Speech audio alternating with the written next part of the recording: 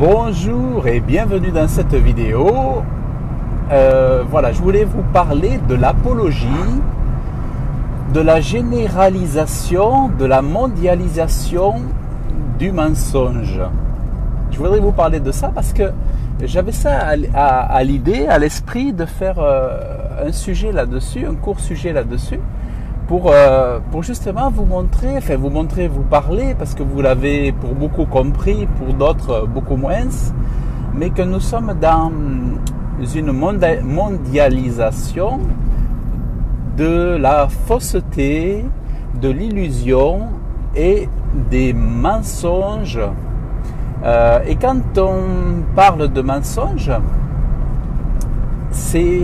on appelle mal le bien, on appelle vertu un vice, et on dit qu'on va faire du mal aux gens pour leur faire du bien.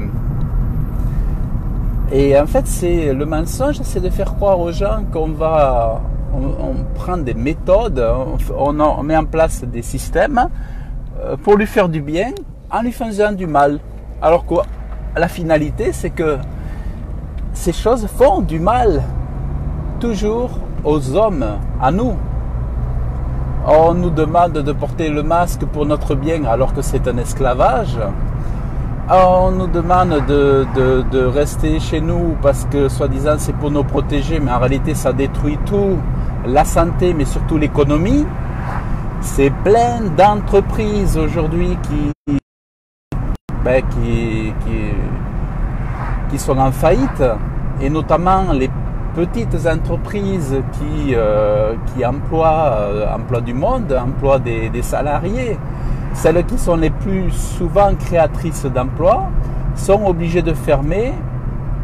Combien de restaurants, combien d'auberges, combien d'hôtels sont fermés ou ferment. On voit que le tourisme, c'est une catastrophe. Au Portugal, en Espagne, on voit que il y a plein d'endroits où c'est vide puisque les gens ne se sont pas déplacés.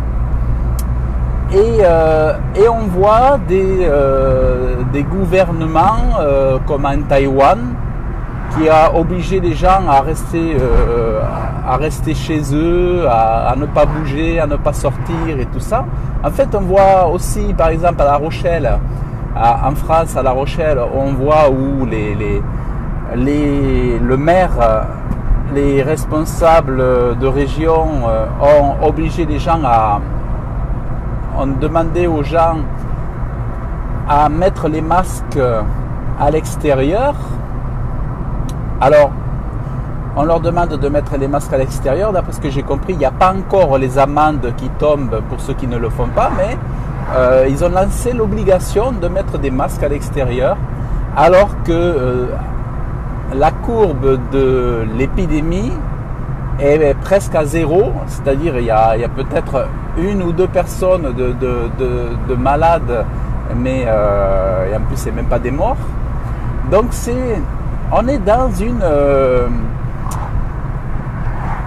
une période de mensonges où les menteurs règnent, où les menteurs prennent les décisions, où les menteurs gouvernent, où les menteurs ne sont pas punis pour leurs mensonges, c'est-à-dire c'est l'impunité et la protection pour ceux qui racontent que du faux, pour ces gens qui sont à l'origine de morts.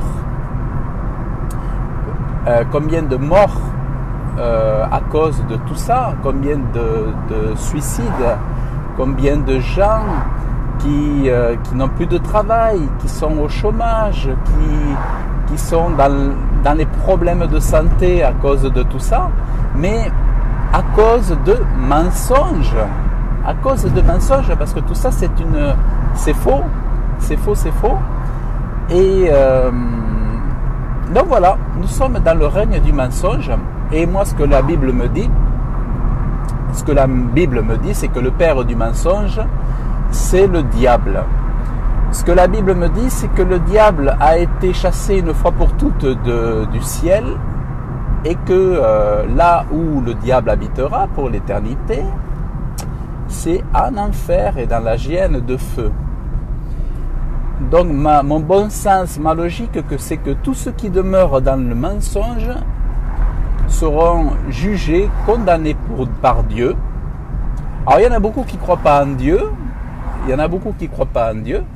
mais que vous y croyez, que vous y croyez pas, si vous avez le souffle de vie aujourd'hui, si vous êtes vivant, mais c'est parce que Dieu est là, et que si Dieu se retirait, vous tomberiez comme par terre, comme un sac de patates. Mais Dieu est là, Dieu est vivant. Et la preuve, c'est les œuvres que vous voyez. C'est pas la mère Gaïa qui tient en suspens la création, c'est vraiment le Créateur. Et tous les menteurs et tous ceux, alors attention, parce que les choses graves, c'est le mensonge, mais c'est aussi tous ceux qui soutiennent le mensonge. Attention, parce que tous ceux qui n'ont pas les yeux pour discerner le mensonge de la vérité tombent dans des pièges. Parce que vous avez des gens qui soutiennent Macron, vous avez des gens qui soutiennent les pervers, alors que ce sont des francs-maçons, que ce sont des Illuminati, que ce sont des gens qui sont dans des sectes obscures. Donc, à chaque fois qu'on soutient ces gens-là, on est dans le mauvais camp, attention.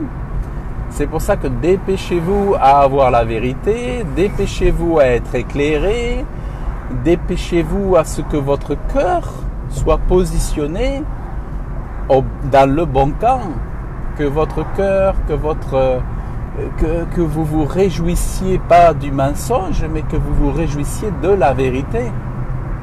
Or, même si l'homme n'est immergé de mensonges, de dictatures, de choses affreuses, toujours ce qui a la victoire, sur le long terme, pas sur le court terme, mais ce qui a la victoire sur le long terme, c'est la vérité. La vérité, c'est toujours elle qui est victorieuse. C'est comme l'amour est victorieux sur la haine. De la même façon, la vérité est toujours victorieuse sur le mensonge.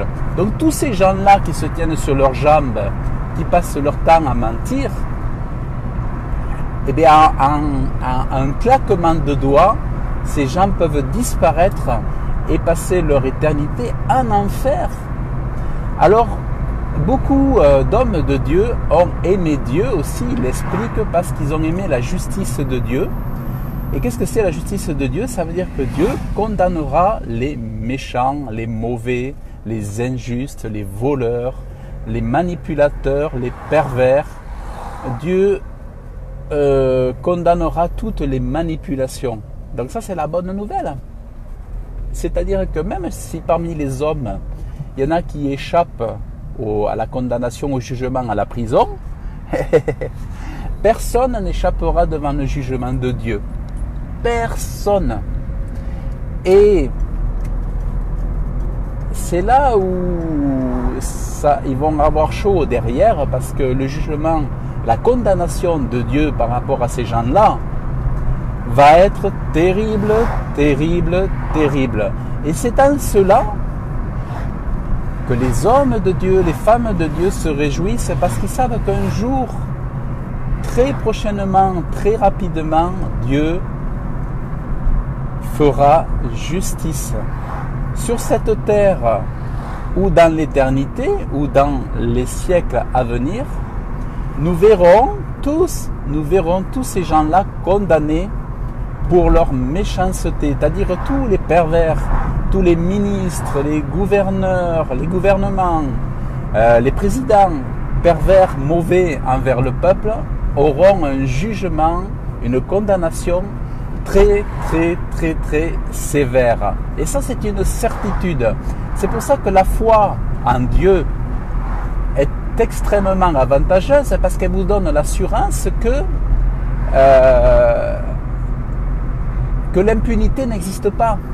C'est-à-dire que l'injustice existe bien de ce monde, l'impunité existe dans ce monde, mais d'un point de vue de l'éternité, d'un point de vue, comment dire, divin, l'impunité n'existe pas parce que Dieu jugera les iniques, les méchants, les menteurs, les hypocrites, les violeurs, les tueurs, les cupides. Donc Dieu jugera, Dieu condamnera, et ils auront, à la mesure de leur atrocité, ils seront condamnés, jugés terriblement. Et il est dit dans la Bible qu'il y a une vie et il y a un jugement. Et nous passerons tous devant le jugement de Dieu. Personne n'échappera. Et même tous ceux qui n'ont pas cru, qui ont rigolé, ouais, mais non. Eh bien, plus tard, ils diront, mais quel imbécile j'ai été. Il m'en avait parlé, pourquoi je ne l'ai pas cru? Il m'avait parlé de Dieu, il m'avait parlé de Jésus, pourquoi je n'ai pas cru? Et aujourd'hui, me voilà condamné pour l'éternité pour ne pas avoir cru. Alors que celui qui croit, comme dit Einstein, il ne prend pas de risque, parce que si Dieu n'existe pas, eh bien c'est pas grave. Mais s'il existe, eh bien, j'aurais fait le bon choix de choisir Dieu. C'est ce que disait Albert Einstein. Il disait, ben, si j'y crois pas, ben, je prends un risque. C'est que pour l'éternité, je me trouve en enfer, dans les tourments éternels, dans les peines éternelles. Donc, voyez pour moi, où toutes ces choses qui arrivent, on voit les scandales, des masques qui sont en réalité des nids à poison, des nids à maladie, les masques que les gens mettent même dans leur voiture souvent, enfin pas trop souvent encore, mais ça arrive. Ce sont des nids à poison et on a déjà des retours là-dessus, on voit des gens qui sont infectés et puis qui ont des problèmes de santé déjà, des problèmes pulmonaires à cause du port du masque. Et quand vous voyez qu'il y a des métiers qui sont obligés de porter du masque alors qu'ils sont en train de travailler dans la chaleur à l'intérieur de leurs entreprises, de leurs locaux, c'est une folie, c'est une aberration. Donc nous sommes dans une mondialisation du mensonge où c'est à celui qui va faire le plus gros mensonge jour après jour, sans rougir, droit dans leurs bottes. Ces gens passent leur temps à mentir au peuple, aux nations. Et le problème, c'est que à force, les gens finissent par croire le mensonge comme étant la vérité, parce qu'il y a quelque chose qui est bien connu pour manipuler les masses, c'est qu'à force de dire des mensonges à répétition, on finit pour prendre le mensonge comme une vérité. Donc ça, c'est vraiment ça. Mais en fait, c'est vrai qu'aujourd'hui, avec la neuroscience, avec l'étude du cerveau, avec les expériences qu'ils ont faites, ils sont capables de manipuler les masses avec l'ingénierie sociale et tout ça, avec des stratégies avec les médias, avec les speeches politiques, avec tout ça. Ils sont capables aujourd'hui de manipuler des masses et des nations. Et sous couvert de liberté, d'obliger les gens d'exiger des gens et de conduire les gens à faire ce qu'ils ne voudraient pas faire autrement. On amène les gens à faire des choses qu'ils ne veulent pas faire. Mais comme ils voient que leur voisin, celui de gauche et celui de droite le fait, ben moi aussi je vais le faire. Et ce qu'on voit de plus en plus, c'est que vous avez des médias comme des grands médias nationaux français qui demandent aux gens de faire de la délation. Si vous avez vu par exemple de la désobéissance civile quelque part, eh bien, veuillez nous envoyer un mail avec des photos. Si vous avez vu des gens s'attrouper en grand nombre, sans masque et tout ça, veuillez le dénoncer, écrivez-nous, merci beaucoup. Donc on est en train de conduire petit à petit, comme à l'époque de la guerre, à l'entrée de la guerre ou dans la guerre 39-45, à faire des Français comme étant des collabos d'une nation ou d'une nation fasciste. En fait, on est en train d'amener les gens à devenir des fascistes, des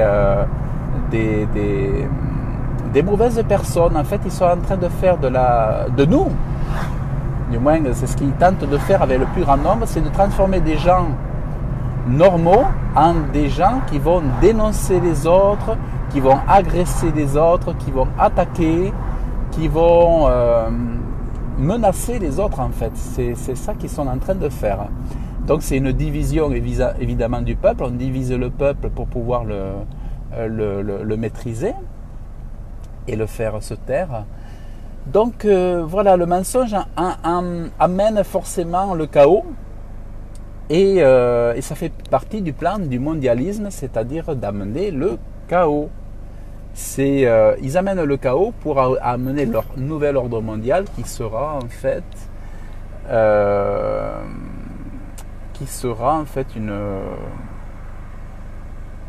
le règne ce sera le prolongement, hein, ce sera le mensonge, et ça sera une grosse dictature, ça sera ça sera le mal, quoi, le mal. Enfin, le nouvel ordre mondial, c'est le nouveau désordre mondial, le nouveau chaos mondial, et ça sera des gens qui seront, alors le peuple sera esclave, totalement esclave, d'une petite minorité, d'une toute petite minorité, et tout le reste ce seront des esclaves. Tous ceux qui n'auront pas voulu être esclaves seront mis dans des prisons et seront tués. On aura fait taire les résistants, on aura fait taire ceux qui ont une conscience, on aura fait taire ceux qui ont du bon sens, on aura fait taire ceux qui ont l'esprit critique, et tous les autres obéissants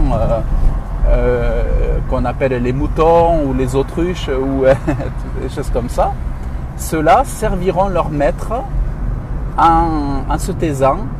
Comme des bons élèves, ils diront oui à tout, ils diront oui, oui, oui, oui, oui, et ce sera des esclaves en fait, tout simplement. Et voilà, tout le reste sera détruit. Donc voilà où est-ce que nous en sommes. L'apologie du mensonge. L'apologie du mensonge. Donc voilà où est-ce que nous en sommes. C'est à celui qui fera le plus gros mensonge. C'est à celui qui fera le plus gros bobard. C'est le concours du mensonge. Alors bon, moi je ne regarde pas la télé. Moi je n'ai pas de télé depuis plus de 10 ans. J'ai pas la télé. Mais par contre, j'écoute des hommes intelligents, c'est-à-dire je me nourris des meilleurs. Vous voyez, tout à l'heure, j'écoutais l'anthropologue économiste qui est très intelligent, Emmanuel Todd. Après, si je veux écouter des choses, j'écoute chez les économistes, j'écoute Jacques Sapir. Pour les économistes, parfois j'écoute Olivier Delamarche. Après j'écoute Charles Gave, c'est-à-dire j'écoute des personnes qui vont m'enrichir intellectuellement, mais je me suis sorti du mensonge, et même Emmanuel Macron par exemple, je ne l'écoute jamais. C'est-à-dire j'écoute 2 minutes, mais je le quitte parce que je sais qu'il n'y a que du mensonge dans sa bouche. Donc à quoi bon perdre du temps avec ça? C'est pareil, la télé ou le ministre de la Santé ou des gens comme ça, je ne les écoute pas, ça ne sert à rien, ils sortent que du mensonge dans leur bouche, donc c'est une perte de temps. Par contre, je vais me nourrir de la Bible, je vais me nourrir d'enseignements d'hommes de Dieu qui pour moi ont un impact sur ma vie. Je vais au plus bon pour moi, c'est-à-dire je vais dans des sources qui m'inspirent, qui me nourrissent et qui font du bien à mon âme, à mon intelligence et qui m'aident à me développer. Voilà. Mais je ne vais pas me nourrir de mensonges parce que c'est le mensonge, les gens sont détruits parce qu'ils entendent du mensonge et des mauvaises nouvelles. Vous avez en fait les prévisions qui sont faites, on vous dit oui, la deuxième vague, oui, il va y avoir des morts. Vous avez Bill Gates, tous ces gens qui sont Bill Gates, c'est Kill Bill. On l'appelle Kill Bill maintenant. Bill le meurtrier. Bill Gates le meurtrier. Ces gens-là, ils s'annoncent comme des prophètes. Ils disent oui, il va y avoir une deuxième vague, oui, il va y avoir des morts, beaucoup de morts et tout. En fait, ils font les prophètes de malheur. Et en fait, ils envoient des paroles de malédiction. Et inconsciemment, les gens, c'est vrai que ça se passe comme ça, c'est qu'inconsciemment, les gens captent les mauvaises ondes négatives, captent les mauvaises paroles de malédiction. Et beaucoup d'entre eux tombent malades suite aux prophéties qui sont faites par ces gens-là, par l'OMS. Et ça marche parce que l'homme est très sensible. L'homme, c'est vraiment extraordinaire. L'homme, la nature humaine est faite de façon très, très exceptionnelle. Et c'est vraiment... nous sommes liés les uns aux autres. Voilà, c'est ça. Donc, voilà ce que je voulais vous partager. Donc, mais protégez-vous. Protégez vos cœurs. Protégez-vous des prophètes de malheur. Mettez des bonnes choses dans votre cœur. Ayez une grande foi. Nourrissez votre foi. Ayez foi en Dieu. Lisez beaucoup la Bible. Donnez votre cœur à Jésus. Détournez-vous du péché. Purifiez votre vie. Demandez pardon à Dieu. Mieux vaut avoir des regrets, des remords et demander pardon à Dieu pour venir à lui, pour recevoir la paix, que de rester dans des choses terribles et d'avoir la mort éternelle. Soyez vivants, soyez bien dans votre tête, dans votre cœur, dans votre âme, dans votre conscience, mais pour cela, sans Dieu, c'est pas possible. C'est pareil. On explique plein de méthodes pour être heureux, épanoui et tout ça, mais tout ça, ça marche pas. Si vous n'avez pas la force de Dieu, tout ça, ça sera que de l'illusion, une de plus. Donc vraiment, aimez Dieu, réconciliez-vous avec lui, aimez-le. Lisez la Bible, achetez une Bible, lisez la Bible, aimez Dieu et ça sera votre salut pour l'éternité, pour aujourd'hui, mais aussi pour demain et pour votre éternité. Voilà, donc que Dieu vous bénisse abondamment dans le nom de Jésus. Pour moi, c'est important de temps en temps de vous faire des messages comme ça pour vous soutenir, pour vous encourager. Je sais que j'ai de la famille parfois qui fait les curieux. Des fois, j'ai des amis qui font les curieux pour voir ce que je peux dire. Donc, je fais ces vidéos en touchant leur pour espérer toucher le cœur de ceux qui n'ont pas la foi en Dieu. Parce qu'aujourd'hui ou demain, ça sera ça qui vous sauvera. Ceux qui hier critiquaient comprendront un jour que nous avions raison. J'avais raison de leur dire « Aie la foi, aime Dieu ». Il n'y a pas meilleur ami, il n'y a pas meilleur conseiller, il n'y a pas meilleur sauveur. Ce n'est pas nous qui sommes faits de terre, enfin de chair, nous qui retournerons à la poussière, qui pouvons nous sauver. On ne peut pas se sauver. Seul Dieu peut nous sauver, seul Dieu peut nous élever, seul Dieu pour nous préserver, seul Dieu peut nous amener plus loin et nous protéger du malheur et de la malédiction. Voilà, que Dieu vous bénisse abondamment dans le nom de Jésus. Et je vous dis à très bientôt. Salut!